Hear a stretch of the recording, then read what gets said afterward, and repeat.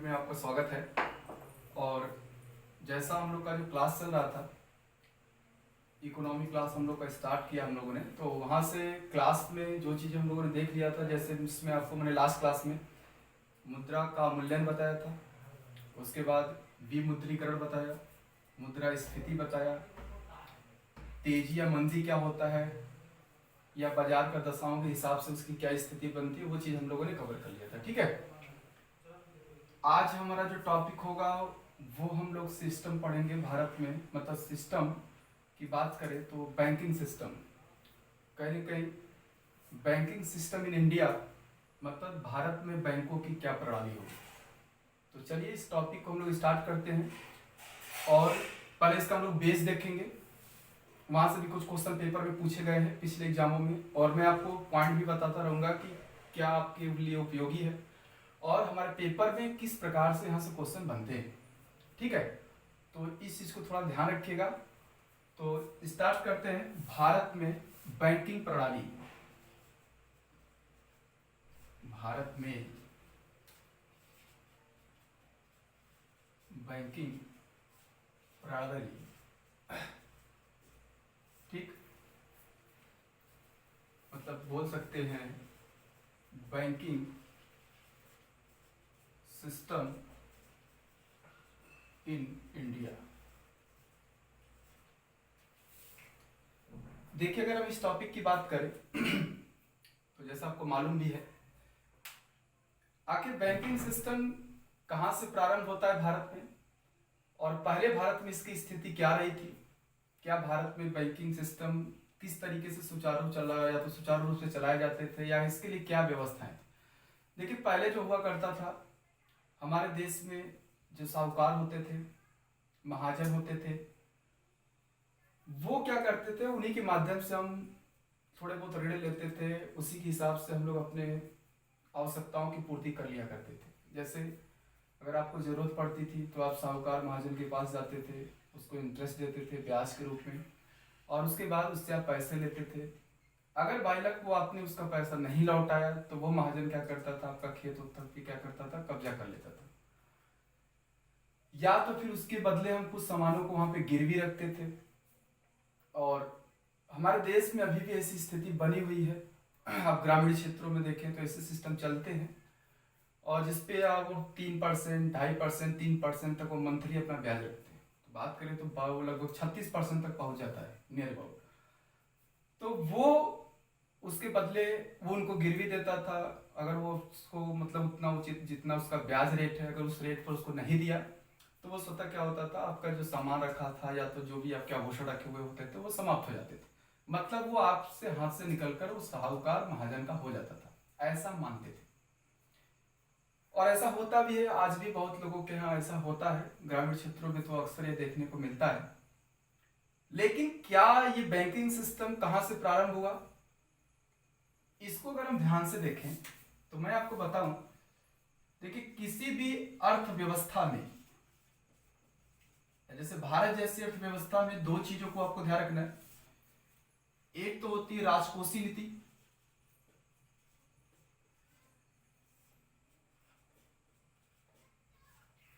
और दूसरी होती है मौद्रिक नीति, मॉनेटरी पॉलिसी, मतलब मौद्रिक नीति। ध्यान दीजिएगा, अगर हम राजकोषीय नीति और मौद्रिक नीति की बात करें तो पहले आपको यह मालूम होना चाहिए कि यह है क्या।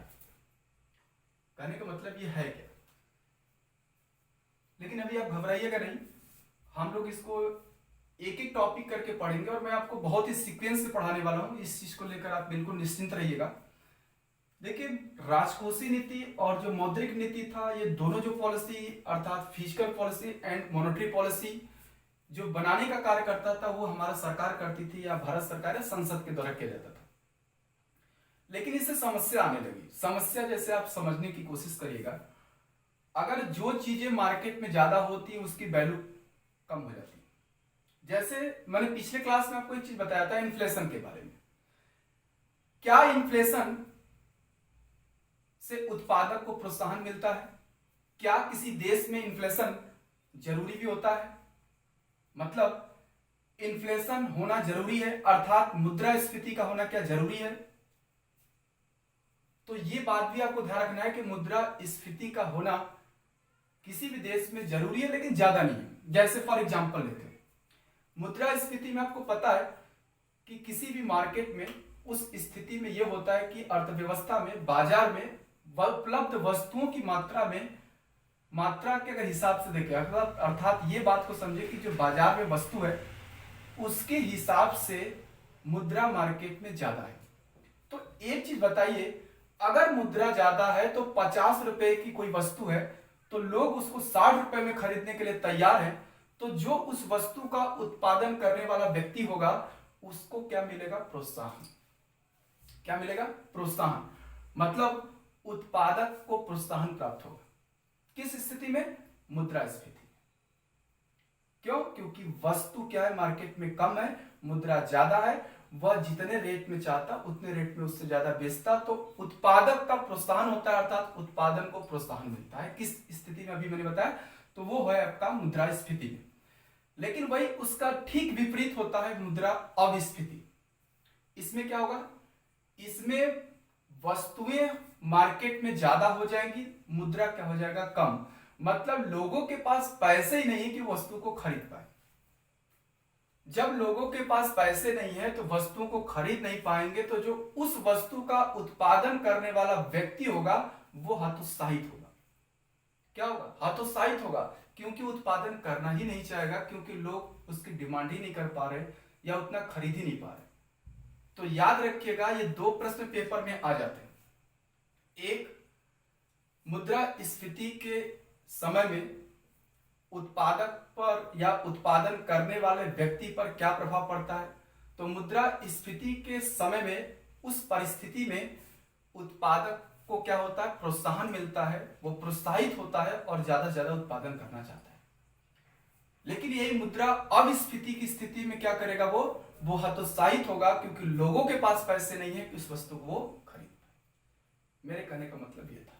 ठीक है, तो ये दोनों जो पॉलिसी थी, मॉनेटरी पॉलिसी और फिजिकल पॉलिसी, ये दोनों पॉलिसी बनाती थी हमारी सरकार। अब जैसे कि राजकोषीय घाटा हुआ, सरकार का राजकोष का घाटा हो गया, जितना उसका आमदनी नहीं था उससे ज्यादा उसने खर्च कर दिया, या जितना उसने टैक्स वसूला नहीं लोगों से उससे ज्यादा उस पर इन्वेस्ट कर दिया, खर्च किया, तो वो घाटे में जाता था। तो घाटे में जाने से क्या करता था? वो खुद का उसका बैंक हुआ था करता था, मतलब वो अपने मन से क्या करता था? पैसे छाप लेता।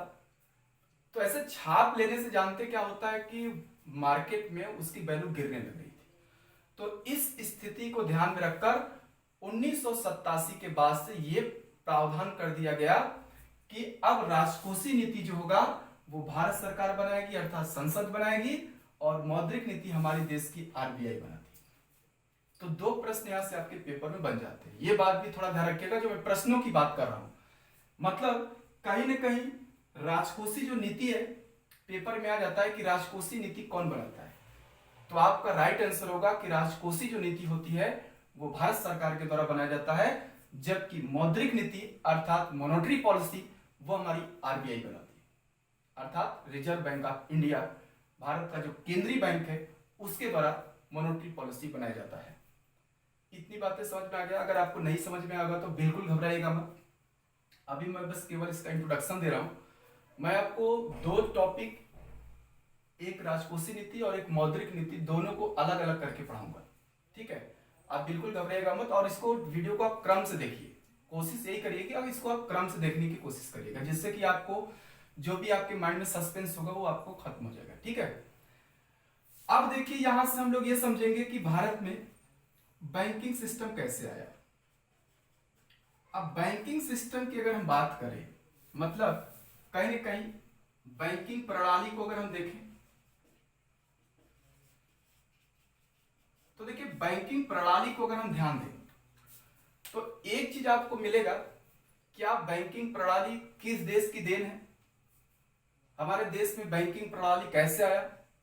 अगर इस मुद्दे पर हम बात करें तो जैसा आपको मालूम है कि अमेरिका जो था वो ब्रिटेन का गुलाम था। किसका गुलाम था?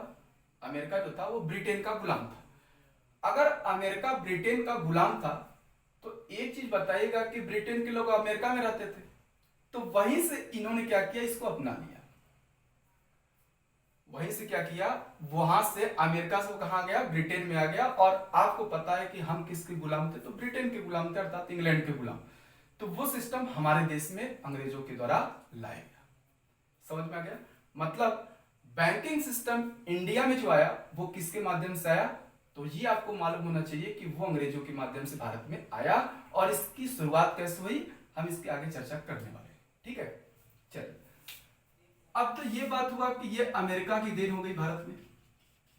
मतलब इसकी अगर शुरुआत देखा जाए तो हमारे देश में इसको लाने का काम किसने किया, तो मान तो लेते हैं अमेरिका, लेकिन कहीं ना कहीं अंग्रेजों के माध्यम से ही भारत आया। ठीक है, लेकिन जो आपको यहां से ध्यान रखना है कि अमेरिका ब्रिटेन का गुलाम था और ब्रिटेन के लोग अमेरिका से इस बात को लेकर कहां आए, भारत में। अब देखिए भारत में क्या स्थिति बनी, थोड़ी सी आपको हिस्ट्री समझ में आना चाहिए। और मैं आपको अभी एक बेस समझा रहा हूं, क्योंकि ये चीज पहले आपको बेसिक समझ में आ जाएगा तो आपको कोई प्रॉब्लम नहीं होने वाली आगे बैंकिंग सिस्टम में। अब इसके बाद ये व्यवस्था हुई, 1757 में एक युद्ध लड़ा गया था, आपको अच्छे से याद होगा, प्लासी का युद्ध। और वो जो प्लासी का युद्ध लड़ा गया था वो आपका रॉबर्ट क्लाइव, जिसका नेतृत्व खुद अंग्रेजी सेनापति और हमारे बंगाल का नवाब सिराजुद्दौला के बीच लड़ा गया, जो कि एक छल युद्ध माना जाता था। उस छल युद्ध के माध्यम से अंग्रेजों ने कहीं ना कहीं बंगाल पे कब्जा तो किया, फिर आपने देखा आगे चल के बक्सर का युद्ध उन्होंने जीता, तो वो चीज उनको मिल चुका था, बंगाल उनके हाथ में आ चुका था। मतलब भारत में उन्होंने सबसे पहले अपना राजनीतिक सत्ता कहां स्थापित किया, तो बंगाल में किया। और किस युद्ध के पश्चात किया, तो एक चीज ध्यान रखिएगा, प्लासी के युद्ध के पश्चात। ठीक है, अब एक चीज और ध्यान रखना कि यहां से भी प्रश्न क्या बन जाते हैं। अब आपसे यह प्रश्न बनेगा कि अंग्रेजों ने भारत में सबसे पहला राजनीतिक सत्ता कहां स्थापित किया था, तो इसका राइट आंसर आप क्या बताएंगे, बंगाल। दूसरी बात यह भी प्रश्न बन सकता है कि प्लासी नामक स्थल वर्तमान में भारत के किस राज्य में स्थित है, पश्चिम बंगाल। पश्चिम बंगाल का एक जिला है नदिया जिला, और उस नदिया जिला जो पड़ता है वो भागीरथी नदी के तट पे पड़ता है, जो गंगा को हम वेस्ट बंगाल में भागीरथी बोलते हैं। और भागीरथी नदी के तट पर युद्ध लड़ा गया, और इसी युद्ध के पश्चात अंग्रेजों ने क्या किया, भारत में अपना सबसे पहले राजनीतिक सत्ता स्थापित कर लिया। तो अब अंग्रेजों को एक क्षेत्र थोड़ा मिल चुका था। इसके पहले ये कंपनी आई थी, ईस्ट इंडिया कंपनी, आपको पता है। तो ये जो कंपनी थी उसका केवल एक ही उद्देश्य था, भारत में व्यापार करना। उसका उद्देश्य क्या था, भारत में व्यापार करना। लेकिन ये व्यापार तो कर रही थी, लेकिन ये इसका जो लालच हुआ वो लालच इतना बढ़ता गया, जिसमें आपको पता है कि सिराजुद्दौला का जो सेनापति था मीर जाफर, उसकी गद्दारी के कारण सिराजुद्दौला हार गया। अब यहां तो उन्होंने राजनीतिक सत्ता स्थापित किया बंगाल में। दूसरी बात करें बंबई, और जो बंबई है ना, बंबई तो इनको पहले ही मिल चुका था, आपको पता है कि बॉम्बे इनको मिल चुका था। बॉम्बे कैसे मिला आपको मैं बता दूं, पुर्तगाल की एक रानी थी, उनका नाम था कैथरीन, और कैथरीन का विवाह हुआ था इंग्लैंड के राजा जॉर्ज द्वितीय से। जब उनके साथ इनका विवाह हुआ तो कैथरीन को शादी के उपलक्ष्य में पुर्तगाल लोगों ने क्या किया, बंबई दहेज के रूप में दे दिया था जॉर्ज द्वितीय को। और वो क्या किया, इनको भाड़े पे दे दिया कंपनी को। किसको, कंपनी अर्थात ईस्ट इंडिया कंपनी को वो भाड़े पे मिल गया। तो अर्थात दो चीजें आपको क्लियर हो गई, राजनीतिक सत्ता स्थापित पहले इन्होंने युद्ध के उपरांत कहां किया, बंगाल पर। और विवाह जॉर्ज द्वितीय का किसके साथ हुआ, पुर्तगाल की रानी कैथरीन द्वितीय से, सॉरी जॉर्ज द्वितीय का विवाह कैथरीन से हुआ, पुर्तगाल की रानी। और उसके साथ पुर्तगाल का जो बंबई वाला इलाका था वो किसको मिल गया, जॉर्ज द्वितीय को। जॉर्ज द्वितीय ने भाड़े पे किसको दे दिया, कंपनी को। तो दो चीजें इनको मिल चुकी है, एक तो मिली क्या, कलकत्ता बंगाल अर्थात इनके हाथ में आ चुका है, और दूसरा आपका बंबई। दूसरी बात करें तो मद्रास, मद्रास जो था वो मद्रास जो इनको मिला था, ये भी आपको बात याद रखना कि जो मद्रास इनको मिला वो मद्रास कहीं ना कहीं वहां का एक शासक हुआ करता था अड्यार, और उस अड्यार नामक शासक ने जो कंपनी को दिया था वो पट्टा पे दिया था, अर्थात आप लीज समझ सकते हैं, उस पट्टा लीज पर प्रदान कर दिया था मद्रास। अब 3 सेक्टर 3 क्षेत्र कंपनी के हाथ में आ चुके थे और कंपनी को अब लग रहा था कि हम लोग कुछ क्षेत्रों पर अपना कब्जा जमा चुके हैं। ठीक, जब यहां से कब्जा जमा चुके हैं तब इनके मन का जो बात निकलना स्टार्ट हुआ, उसको थोड़ा सा अभी हम विराम करेंगे, अभी थोड़ा सा रोकेंगे, उसके बाद आगे की बातों को हम समझेंगे। पहले हम कुछ क्वेश्चन के बारे में जान लेते हैं जहां से बेसिक कुछ क्वेश्चन पेपर में बनते हैं। ठीक है, तो देखिए, तो ये तो हम लोगों ने शुरुआत देख लिया इसका, और यहां तक अभी तक हम लोगों ने ये देख लिया कि 3 क्षेत्र को कब्जे में ला चुके हैं। अब यहां से शुरुआत कैसे होगी इस चीज को हम समझते हैं। दूसरी बात, एक चीज आप जानते होंगे, इसके दूसरे पॉइंट को बात करें तो जैसे वित्तीय वर्ष होता है किसी भी बैंक का, वित्तीय वर्ष, जैसे आपको मालूम है हर लोगों का अपना अलग अलग सेक्टर का वित्तीय बैंक होता है, मतलब वित्तीय वर्ष होता है। उसमें अभी मैंने देखा था कि कुछ ऐसे क्वेश्चन आपके रेलवे पिछले बार पेपर में पूछा गया है क्वेश्चन है, तो इस पे भी थोड़ा ध्यान रखिएगा। अगर इस व्यवस्था को हमने अमेरिका से लिया है, इस व्यवस्था को हमने अगर अमेरिका से लिया है, तो कहीं ना कहीं एक चीज आपको यह भी ध्यान रखना है कि जो हमारा वित्तीय वर्ष है वही अमेरिका का वित्तीय वर्ष है। ये पेपर में क्वेश्चन पूछा गया कि अमेरिका का बैंकों का वित्तीय वर्ष क्या है, या भारत के समान निम्नलिखित में से कौन से देश का बैंकिंग सिस्टम का जो वित्तीय वर्ष होता है वो होता है। अब देखिए, थोड़ा सा टिपिकल क्वेश्चन बन जाता है, लेकिन है बहुत ही आसान। अगर आपको समझ में आ जाएगा तो आप इस क्वेश्चन को बिल्कुल आसानी से सॉल्व कर सकते हैं। ठीक है, अब देखिए वित्तीय वर्ष की बात करें, जैसे आपको मालूम है हमारे देश में अगर देखें तो हम लोग अपना जो वित्तीय वर्ष लेते हैं वो आमतौर पर आपको पता है कि 1 जनवरी से लेकर 31 दिसंबर तक लेते हैं। 31 हम लोग सेलिब्रेट करते हैं कि आज पुराना साल गया, नए साल में हम कुछ नया करें। लेकिन इस बार तो हम लोग बहुत अच्छे से सेलिब्रेट किए, लेकिन इस साल तो एकदम बेकार गया। भारत एक बहुत ही बड़ी कोरोना महामारी समस्या से जूझ रहा है, तो लोग इस साल को तो शायद कभी जिंदगी में नहीं भूलेंगे, और एक इतिहास में बहुत ही अच्छी तरीके से आपको याद भी होगा इस चीज को।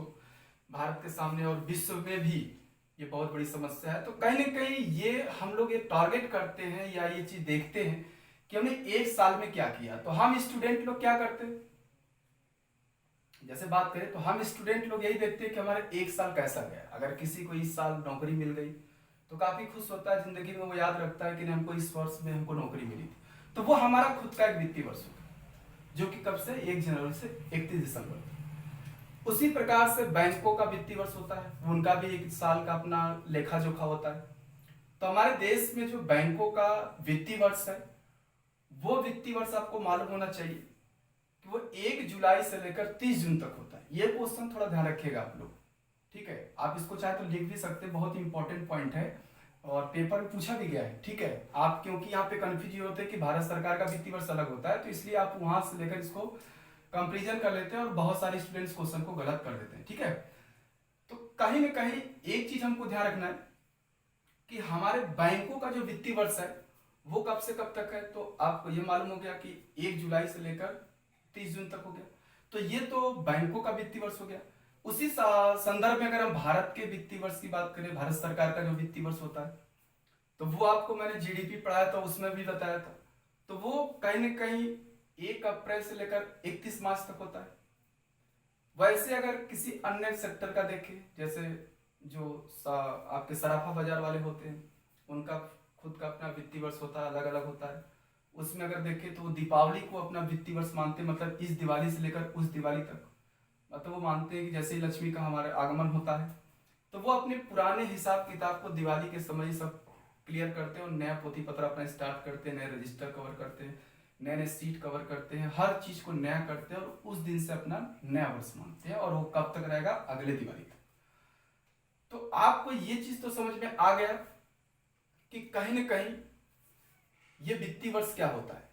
तो बैंकों का वित्तीय वर्ष क्या है हमारे देश में, तो ये आपको ध्यान रखना है कि वो कब से कब तक है, 1 जुलाई से लेकर 30 जून तक।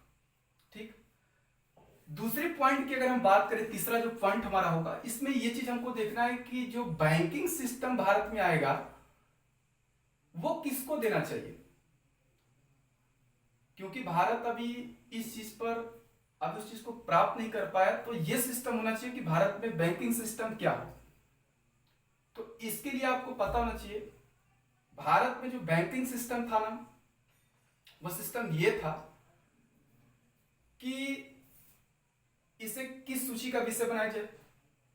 जैसे आप संविधान पढ़े होंगे तो संविधान की 7वीं जो अनुसूची है, और उस 7वीं अनुसूची में 3 सूचियों का उल्लेख मिलता है। एक आपकी संघ सूची, जिस पर पावर होती है या तो विधि या कानून बनाने की शक्ति जो होती है वो संघ की विधायिका अर्थात संसद को होती है। दूसरी सूची पढ़े होंगे राज्य सूची, जिस पर कानून बनाने की शक्ति राज्य की विधायिका अर्थात विधानमंडल को प्राप्त है।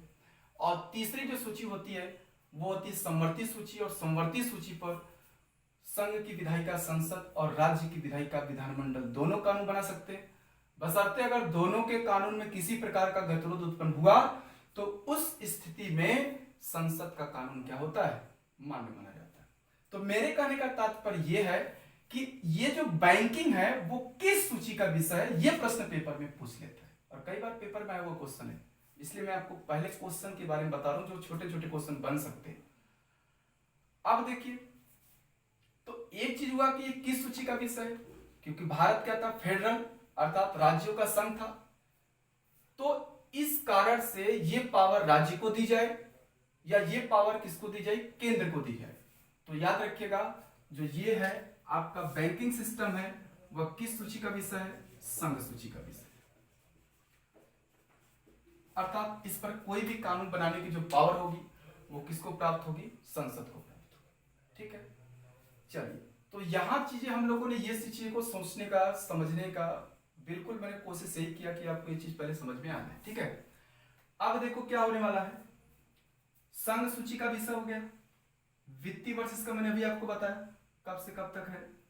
लेकिन ये चीज आप सोचिएगा, आपके मन में कुछ और प्रश्न बन रहा होगा। जैसे आप देखेंगे तो लोग बोलते हैं सर बहुत सारे ऐसे बैंक है जो कि अलग अलग, जैसे बैंक ऑफ बड़ौदा है, bank of Maharashtra, Allahabad bank, उसके बाद देखिए तो bank of Bikaner, bank of Jaipur, bank of Travancore, bank of Mysore, ये सब क्या है। तो ध्यान रखिएगा, ये इसमें स्टेट बैंक की सहायक संस्था है, सहायक बैंक के रूप में है। और अभी आपको पता होगा बहुत सारे बैंकों का विलय भी कर लिया गया है। तो वो नाम रखने से, जैसे बैंक ऑफ हम महाराष्ट्र बोल रहे हैं या तो बैंक ऑफ हम बड़ौदा बोल रहे हैं, तो ये आप ध्यान रखना करिएगा कि ये महाराष्ट्र का बैंक है, ये बिल्कुल नहीं, वो केवल उसका नाम है। अगर हम इलाहाबाद बैंक बोल रहे हैं तो ये मत सोचिए कि इलाहाबाद का बैंक, वो इलाहाबाद बैंक उसका नाम है। मेरे कहने का तात्पर्य यही था। ठीक है, आइए हम पीछे जो टॉपिक आपको मैंने बताया था कि वहां से भारत में बैंकिंग सिस्टम कैसे आया, तो वहां पे मैंने आपको ये बता दिया था कि कहीं ना कहीं एक चीज को हमने सोच लिया था, समझ लिया था कि जैसे ही इनका मद्रास पे कवर हुआ, क्षेत्र इनका कवर हुआ, क्योंकि वहां का डेयर नामक शासक ने क्या किया, इनको लीज पे दे दिया मद्रास को, जिसका वर्तमान नाम चेन्नई है। उसके बाद मुंबई इनको हाथ में मिल ही गया था, बंगाल इनके हाथ में आ गया था। तो अब इनके मन में क्या प्रश्न बन रहा है, बैंकिंग सिस्टम भारत में कैसे आ रहा है, इसके बारे में हम चर्चा करने वाले हैं। जैसे देखिए, अंग्रेज भारत में रहते थे, इनका आना जाना रहता था, लेकिन जब ये थोड़ा सा इनका क्षेत्र कवर हो गया तो ये यहीं पे कुछ लोग रहने लगे। तो जब कुछ लोग रहने लगे तो उनको ये लगता था कि कहीं ना कहीं हमारे पास जो धन है उस धन को कहीं सुरक्षित रखा जाए, क्योंकि इनके अंदर डर हुआ करता था कि कोई चोरी कर ले, कोई लूट ले। तो इसके लिए ही इन्होंने सबसे पहले 1770 में, कब, 1770 में एक बैंक स्थापित किया जिसका नाम था कलकत्ता बैंक। कौन सा बैंक, कलकत्ता बैंक। मतलब कहीं ना कहीं ये बंगाल में ही स्थापित किया गया। तो ये बैंक इसलिए स्थापित किया गया कि ये लोग अपना पैसा यहां पर रख सके, सुरक्षित रख सके। और अगर पैसा बैंक में सुरक्षित रख लेते हैं तो इनको थोड़ा टेंशन कम रहता था, मतलब किसी प्रकार का इनको सोचना नहीं पड़ता था, समझना नहीं पड़ता था कि हमारा जो पैसा है या तो हमारे पास जो धन है वो क्या है, एक तरीके से सुरक्षित है। ठीक है, अब देखिए इसके आगे की हम बात करें तो अगर हम इसके आगे की बात करें तो इनको ये लगा कि अगर हमारे पास पैसा है, जो पैसा हमने रखा है, तो कुछ समय तक तो हमारे पास रहेगा ही वो। जैसे आप बैंक में पैसा जमा करते हैं तो बैंक के पास वो पैसा रहता है ना, तो वो बैंक क्या कर सकता है, उस पैसे का यूज कर सकता है। तो इनको ये लगा कि बहुत सारे ऐसे लोग यहाँ पर हैं, भारत में भी कुछ लोग भारतीय ऐसे हैं जिनके पास पैसे हैं, तो उनको प्रोत्साहित करने के लिए, उनको क्या करने के लिए, प्रोत्साहित करने के लिए उनका भी पैसा वो बैंक में रखवाना स्टार्ट कर दिया, उनको प्रोत्साहित किए। तो इस उद्देश्य से आपको पता है 1881 में एक बैंक स्थापित हुआ, उसको बोलते हैं अवध कमर्शियल बैंक। लेकिन ध्यान रखिएगा, ये अंग्रेजों द्वारा स्थापित अंग्रेजों का बैंक है। कौन सा? कलकत्ता बैंक। लेकिन 1881 में जो स्थापित हुआ, अंग्रेजों के द्वारा स्थापित, अंग्रेजों एवं भारतीय दोनों का बैंक है। इसमें पैसा स्थापित कौन है किया, किसने? अंग्रेजों ने। पैसा किसका किसका है? भारतीयों का भी है और अंग्रेजों का भी। अब हमारे मन में एक प्रश्न बनना स्टार्ट हुआ, अगर हम बैंक में पैसा जमा कर रहे हैं, ठीक है, लेकिन ये जो बैंक में हम पैसे जमा कर रहे हैं,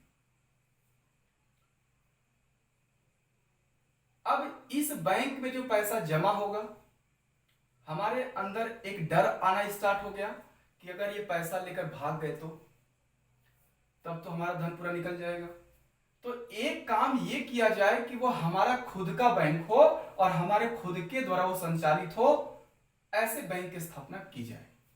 तो इस उद्देश्य से 1894 में एक बैंक स्थापित हुआ, उसका नाम था पंजाब नेशनल बैंक।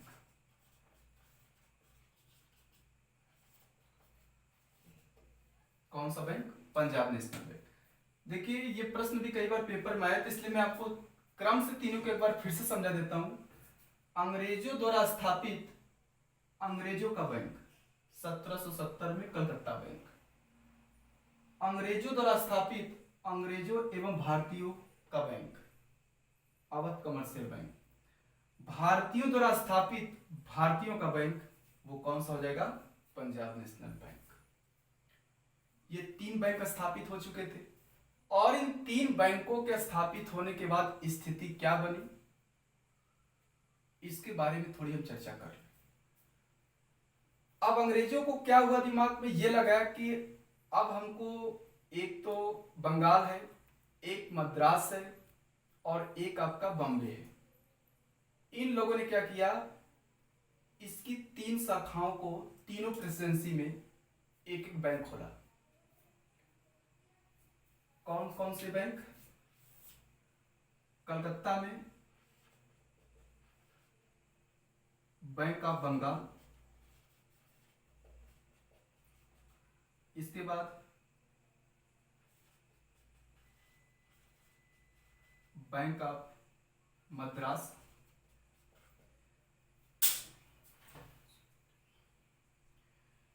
इसके बाद बैंक ऑफ बॉम्बे। ये तीन बैंक स्थापित किया अपने तीनों प्रेसिडेंसियों में, और इन्हीं तीनों बैंकों को जो स्थापित किया, तो फिर आपको मालूम होगा कि 1921 में, कब? 1921 में इन्हीं तीनों बैंकों का क्या कर दिया, विलय कर दिया। और जब तीनों बैंकों का, यहां पर एक एक गवर्नर हुआ करते थे, और तीनों का विलय करके इसी का नाम रखा था इंपीरियल बैंक। कौन सा बैंक? Imperial bank. और जब इंपीरियल बैंक इसका नाम रखा, तो इसी इंपीरियल बैंक का 1955 में क्या किया गया? राष्ट्रीयकरण किया गया। क्या किया गया? राष्ट्रीयकरण किया गया। जब राष्ट्रीयकरण किया गया तो इसी बैंक का फिर नाम पड़ा क्या? State bank of India. State bank of India. थोड़ी सी मैं एक बात आपको बता दूं, बहुत लोगों को कंफ्यूजन ये होता है कि यहां से राष्ट्रीयकरण का तात्पर्य क्या होता है। राष्ट्रीयकरण का मतलब समझना बहुत जरूरी, क्योंकि मैं आगे अभी आपको थोड़ा सा आगे आरबीआई के बारे में भी बताऊंगा। तो वो आपको समझ में फिर आ जाएगा। ठीक है, जैसे मान लो राष्ट्रीयकरण का मतलब है कि जैसे सरकार ने कोई बैंक स्थापित किया, मान लो बैंक स्थापित किया 100 करोड़ रुपए का, लेकिन उसके पास कितना पैसे हैं, 50 करोड़। कितने हैं, 50 करोड़। अब उसको जरूरत कितनी है, 50 करोड़। अब वो क्या करेगा, 50 करोड़ का शेयर बेचेगा। खरीदने वाले आएंगे, प्राइवेट लोग, कोई भी खरीद सकता है, जैसे आप भी खरीद लीजिए, किसी और को दे दिए 50,000, ये आपका शेयर हो गया हमारे बैंक में। आपका कितना, 1 लाख का शेयर, आपका कितना, 5 लाख का शेयर। तो जितने आप शेयर होंगे उसके उतने आप प्रॉफिट का हिस्सेदारी आपको दिया जाएगा। अब 50 करोड़ शेयर बांट दिया तो उसका आकार टोटल हो गया 50 करोड़, उसका खुद का था सरकार का, तो 50 करोड़ का शेयर ले लिया। शेयर सबको दिए जाते, मार्केट में शेयर बिकते। अब सरकार को लगता है कि ये जितने मैंने शेयर बेचे हैं, जितने लोग का शेयर हमारे बैंक में है, उनके शेयर को खरीद लेना। शेयर मतलब एक प्रपत्र जारी करता है कि आपके नाम से कि इतने रुपए का आपका हमारे बैंक में आपका शेयर है। एक मान के चलिए रसीद नुमा होता है, उसी को हम प्रतिभूति या सिक्योरिटी बोलते हैं। अब उसी प्रतिभूति को वो खरीद लेगा। जब उसी प्रतिभूति को खरीदेगा तो आपको पैसा दे दिया तो आपका खत्म हो गया। ऐसे जितने लोगों को शेयर बेचा था वो सबका क्या कर लिया, सरकार ने खरीद लिया। तो उसी को बोलते हैं राष्ट्रीयकृत, या उसको बोलते हैं राष्ट्रीयकरण।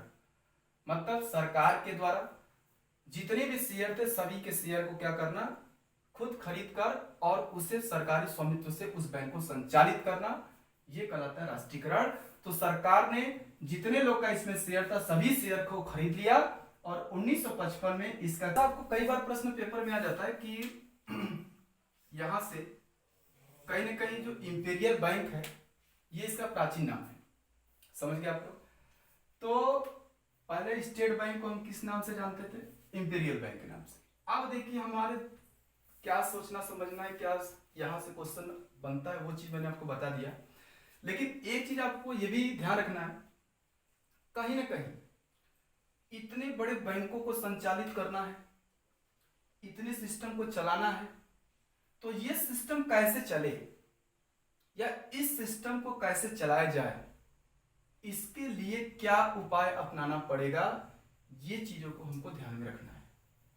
और इसी को लेकर, इसी को संचालित करने के लिए हमारे देश में आया क्या, आरबीआई, अर्थात रिजर्व बैंक ऑफ इंडिया।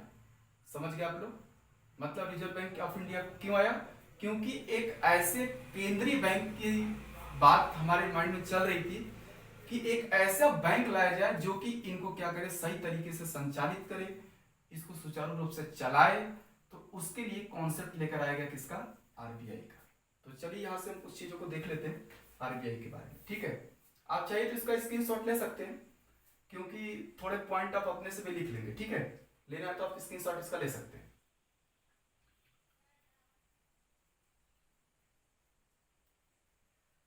चलिए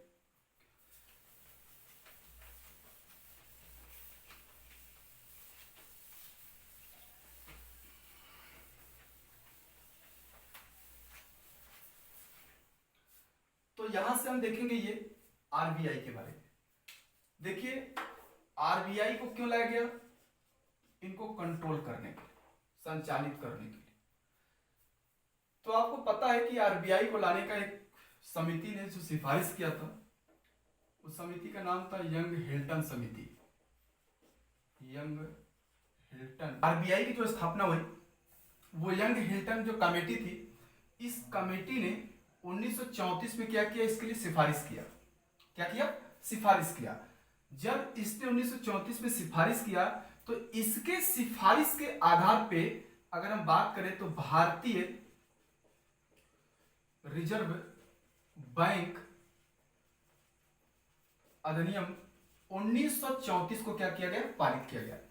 ये अधिनियम तो पारित हो गया, लेकिन एक चीज आपको ध्यान रखना है, जब ये अधिनियम पारित हुआ तो इसी अधिनियम के पारित होने के बाद 1 अप्रैल 1935 को फेडरल, कौन सा बैंक, फेडरल बैंक की स्थापना की गई। किसकी स्थापना? फेडरल बैंक की स्थापना की गई। मैं आपको बता दूं, फेडरल बैंक जो था ना, वो एक प्रकार का क्या था, इस बैंक में सरकार के पास इतनी धनराशि नहीं थी क्योंकि भारत आजाद नहीं था। तो इसमें क्या किया गया था कि इसमें बहुत बड़े बड़े जो पूंजीपति थे उनके शेयर थे, जैसे टाटा, बिरला और भी बहुत सारे पूंजीपति थे, तो उनका इसमें खुद का शेयर था।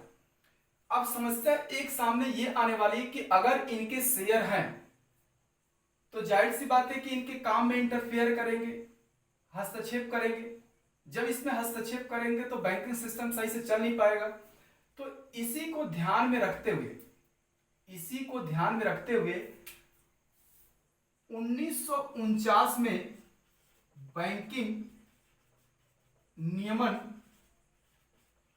अधिनियम पारित हुआ, और बैंकिंग नियमन अधिनियम पारित होने के पश्चात 1 जनवरी 1949 को इसका अर्थात फेडरल बैंक का राष्ट्रीयकरण कर लिया गया। क्या कर लिया गया? राष्ट्रीयकरण। और इसका राष्ट्रीयकरण करने के बाद 1949 को ही इसका नाम रखा गया क्या? आरबीआई। इसका नाम क्या रख दिया गया? आरबीआई। अर्थात राष्ट्रीयकरण का मतलब समझ में आ गया आपको। अब इसमें जो टाटा, बिरला वगैरह वगैरह सबके जो शेयर थे, उन सभी शेयरों को सरकार ने क्या किया? खरीद लिया। और इसके पश्चात उसने क्या किया कि कहीं न कहीं इससे भारत में केंद्रीय बैंक का दर्जा दे दिया गया। ये पूर्णतः भारत के स्वामित्व में आ गया और ये भारत का पूर्णतः क्या हो गया? केंद्रीय बैंक का इसको दर्जा प्रदान किया गया। अब ये जो केंद्रीय बैंक का दर्जा हो गया तो ये पूरी तरीके से बैंकों को नियमन कैसे करे, उसके लिए इसके पास पावर आ गई। अब यहां से आपको समझना यह है कि हम आगे का या आरबीआई का आगे क्या फंडा होगा, आरबीआई इसके लिए क्या मॉनेटरी पॉलिसी अपनी अपनाती है, मौद्रिक नीति कैसे अपनाती है, मुद्रा कैसे छापती है, मुद्रा को कंट्रोल कैसे करती है, मुद्रा का प्रसार कैसे करती है, इन सभी सिस्टम के बारे में अब यहां से हमारा जो टॉपिक होगा वो होगा मौद्रिक नीति। और मौद्रिक नीति जब हम पूरा कवर कर लेंगे तब हम लोग यहां से पढ़ेंगे राजकोषीय नीति। क्या पढ़ेंगे?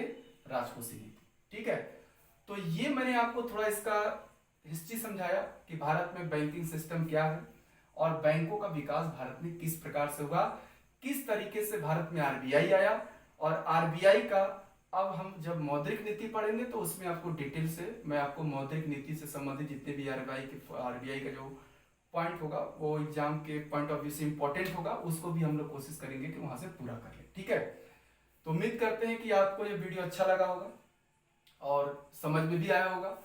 अगर आपको समझ में आ गया होगा और कहीं भी आपको प्रॉब्लम होगी तो ध्यान रखिएगा, आप लोग बेझिझक आप कमेंट बॉक्स में अपने कमेंट लिख सकते हैं, हम उसका सम्मान करते हैं।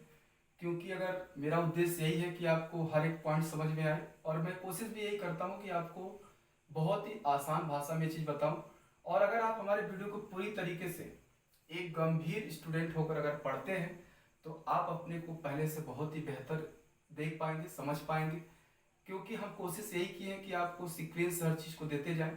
और अगर आप इसके पहले के वीडियो नहीं देखे तो मैं आपको पहले यही सलाह दूंगा कि आप इसके फर्स्ट वीडियो से स्टार्ट करिए और रेगुलर तरीके से एक एक वीडियो को आप देखिए, उसके बाद उसको सुनिए, समझिए, अगर कोई दिक्कत हो उसको दोबारा से देखिए और आपको बहुत ही बेटर समझ में आए। ठीक है, और अगर आपको अच्छा लगे तो ये जो हमारा मुहिम चल रहा है उसको थोड़ा आगे भी बढ़ाएं, चैनल को हमारे सब्सक्राइब भी करें, साथ साथ लोगों को शेयर भी करें कि जो लोग को ज़रूरत है उन तक हमारी ये आवाज़ पहुंच पाए। ठीक है, तो उम्मीद यही करते हैं कि इस काम में आप हमारा बिल्कुल पूरी तरीके से सहयोग देंगे और हम आप पे बहुत ही भरोसा करते हैं। और उससे ज़्यादा हम ये चाहते हैं कि जो आप हमारे साथ भरोसा रखे हैं या जो आप हमारे ऊपर भरोसा किए हैं, मैं उम्मीद यही करूं और मेहनत करूंगा कि उस आपके भरोसे को मैं कभी ना तोड़ूं और नहीं तोड़ूंगा, ऐसा कोशिश कर रहा हूं और करता भी रहूंगा। ठीक है, आप ऐसा मत सोचिएगा कि अभी 2-3 लेक्चर दिए, 5 लेक्चर दिए, पॉइंट पे बात आने लगी, ये कहने लगे, वो कहने। देखिए, अगर आप किसी के अंदर अवगुण को ढूंढते हैं तो बहुत सारे अवगुण मिलेंगे, ऐसी बात नहीं है। अवगुण आपके अंदर भी है, अवगुण हमारे भी अंदर है। तो शायद हम लोग किसी के अवगुणों को न ढूंढें और हमारे पेपर के हिसाब से, एग्जाम के पॉइंट ऑफ व्यू से जो इम्पोर्टेंट है उसको आप पढ़िए, ठीक है। तो ये चीज़ मैं आपको इसलिए बता रहा हूँ क्योंकि इस विशेष परिस्थिति में आप जितना ज़्यादा मेहनत करेंगे, जितना संघर्ष करेंगे, वो आपके पेपर के लिए बहुत ही उपयोगी सिद्ध होगा। क्योंकि देखिए इस समय का आप बहुत लोग अच्छा यूज भी कर रहे होंगे, ऐसा उम्मीद हम करते हैं, और आगे भी इस चीज़ का क्या करिएगा, बिल्कुल समय का उपयोग करते हुए, और जो आपका लक्ष्य है उसको बिल्कुल पाने की कोशिश करिएगा, ठीक है। अपने लक्ष्य से बिल्कुल मत भटकिएगा, और एक चीज़ जो आपने टारगेट बनाया है उस टारगेट को पाने की प्रयासरत रहिएगा हमेशा, कि नहीं हम इस चीज़ को प्राप्त कर लें। और जो भी सुझाव हो या कुछ अभी हम लोग नए तरीके से ऑनलाइन प्लेटफॉर्म पे उतरे हैं, और आपको किसी भी प्रकार की प्रॉब्लम हो तो आप कॉन्टेक्ट नंबर पे अपना सुझाव, या तो एक तरीके से अगर कोई प्रॉब्लम हो तो आप उस पर फ़ोन करके भी बात कर सकते हैं, ठीक है। तो उम्मीद करते हैं कि आप हमारी भावनाओं को और हमारी बातों को बहुत अच्छे से समझ लिए होंगे। तो इसके आगे जो हमारा नेक्स्ट क्लास होगा, मैं आपको पहले ही बता देता हूँ कि हमारा इसके नेक्स्ट का क्लास मॉनेटरी पॉलिसी होगा, क्योंकि सीक्वेंस से जो चल रहा है उसको मैं आगे बढ़ाऊंगा। तो इसके आगे जो हम लोग पढ़ेंगे वो मौद्रिक नीति पढ़ेंगे, ठीक है। चलिए, बहुत बहुत धन्यवाद।